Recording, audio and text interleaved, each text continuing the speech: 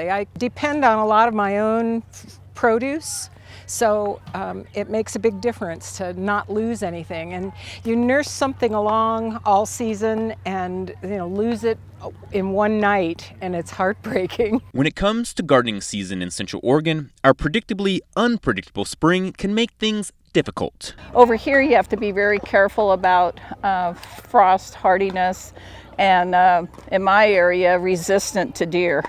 Hundreds across the high desert rely on a rule dating back a long time, a piece of folklore that relies on the snow melting completely off Black Butte. Others have their doubts. I've heard it, but I don't subscribe to it, let's say.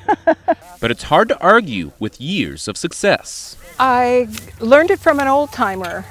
So ever since I spoke with her, I've been waiting until the snow is gone, and that's kind of a good, safe method. Sometimes it's not till the middle of June, but it seems to work.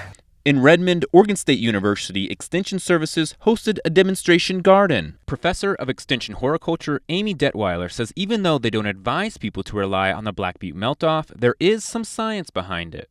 If there's enough warm days consistently between day and evening temperatures, then you will see the snow melt start to happen there, which tells you the soil temperature is warming up, and that once you get to a certain temperature in the ground, you can go ahead and safely plant. And from flowers to food, plant your cold-tolerant plants first, including geraniums, kale, broccoli, and spinach, as they're the most frost-tolerant. Then, as temperature becomes more consistent, it's time for more sensitive planting. It's really satisfying when you come out with beautiful tomatoes and beautiful, produce that you've produced yourself. Local community gardens like the ones at Hollands Head Park, Franklin Avenue, and Miller's Landing are all expected to open to the public starting this weekend. Steele Haugen, Central Oregon Daily News.